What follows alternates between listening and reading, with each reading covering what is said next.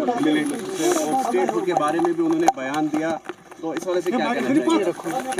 دیکھیے جو ابھی حال ہی میں 2 حادثے ہوئے، ایک بمائی سوپور میں وسیم میر کے ساتھ جس طرح اس کو نہتے آدمی کو، ایک ٹرک ڈرائیور غریب ہے، جس طرح اس کو گولی مار دی گئی،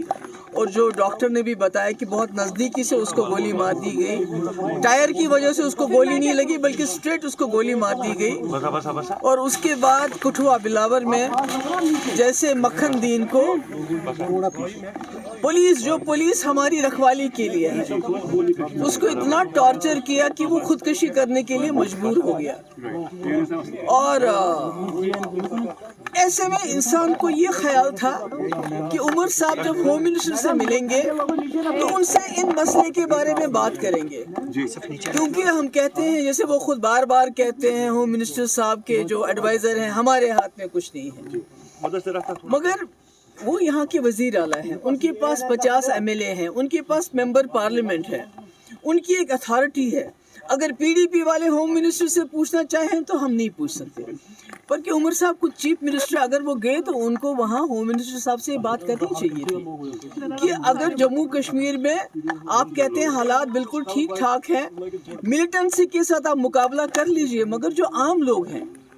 جو بے گناہ لوگ ہیں، ان کے ساتھ آرمی کی طرف سے کسی آرمی کے، میں نہیں کہتی ساری آرمی خراب ہے، مگر اگر کوئی غلطی کرتا ہے اس کی نشاندہی ہونی چاہیے، اس کو سزا ملنی چاہیے۔ اسی طرح جو بلاور کا SHO ہے، اس کے بارے میں عام طور سے یہ شکایت ہے کہ وہ وہاں لوگوں کو، نوجوانوں کو گرفتار کر کے ان سے پیسے وصول کرتا ہے، جو پیسہ نہیں دیتا ہے تو اس کو ملیٹنسی کے الزام میں بند کرتا ہے۔ آپ نے بھی وہ ویڈیو دیکھی ہوگی مکھن دین کی، وہ تو دل دہلانے والی چیز ہے۔ 25 سال کا جوان، چھوٹے چھوٹے 2 بچے، اس کو اتنا مجبور کیا گیا کہ قرآن پاک کو ہاتھ میں لے کے وہ خودکشی کرتا ہے۔ تو مجھے لگتا ہے کہ عمر صاحب کو یہ چیز دھیان میں رکھیے، اسٹیٹ ہوڈ تو ٹھیک ہے، آج نہیں کل نہیں پرسوں اسٹیٹ ہوڈ تو مل ہی جائے گا، مگر یہ جو جموں کشمیر کے لوگوں نے اتنی بڑی تعداد میں ووٹ دیا اس سرکار کو،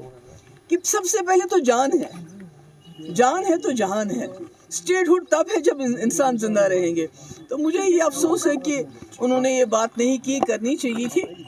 دوسری بات میں یہ کہنا چاہتی ہوں کہ ہم اپوزیشن ہے، PDP اپوزیشن ہے، ہم کوئی ملیٹنٹ جماعت نہیں ہے۔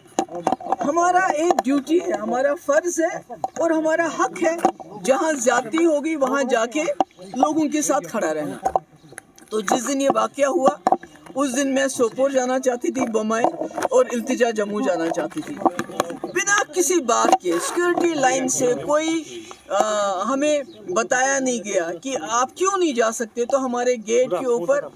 کنڈے دار تار، بڑے بڑے پتھر، بڑے بڑے تالے لگائے گئے۔ مطلب یہ کیا ہے؟ میں ایک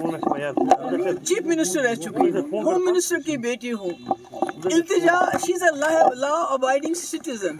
تو آپ بنا ہمیں بتائے، کوئی وجہ کے بنا کیا کہے، ہمارے دروازے کو لاک کر دیتے ہیں، تالا لگاتے ہیں، یہاں تک کہ جو اس کی گاڑی تھی،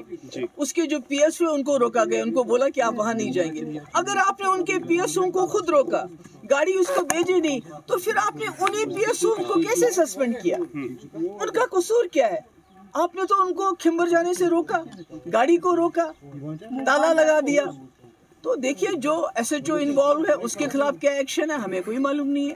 جو آرمی والا انوالو ہے بمائی کلنگ میں اس کے خلاف کیا ایکشن ہوا ہمیں کوئی معلوم نہیں ہے، اس کے بارے میں کوئی انفارمیشن نہیں ہے، مگر التجا کے 2 PSO جن کا کوئی قصور نہیں ہے،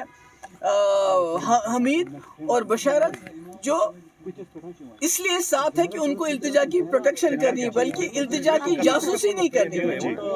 تو ان کو اس لیے سزا دی گئی کہ آپ التجا کی جاسوسی کیوں نہیں کرتے۔ تو میں سمجھتی ہوں یہ بہت ہی افسوس کی بات ہے۔ میری گزارش ہے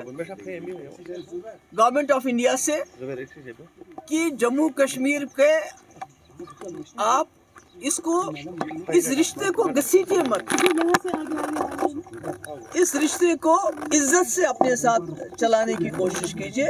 اور وہ تب تک نہیں چل سکتا جب تک جہاں جو ہیومن رائٹس وائلیشنز ہوتی ہیں، جب تک اس میں آپ جو ریسپانسبل ہو ان کو اکاؤنٹیبل نہیں بنائیں گے. اس کے لیے آپ کو ایگزامپل بنانی چاہیے. بمبئی میں جو حادثہ ہوا اور جو کٹھوا میں حادثہ ہوا ان کو سخت سے سخت سزا دی جانی چاہیے. اور جو التجا کے جو پی ایس او ہے جن کو خواہ میں آپ نے سسپینڈ کیا ہے ان کا سسپینشن آرڈر ریووک کرنا چاہیے. اگر آپ کی آنکھ میں تھوڑا سا وہ کہتے ہیں نا کہ لحاظ ہے. خبر آ رہی ہے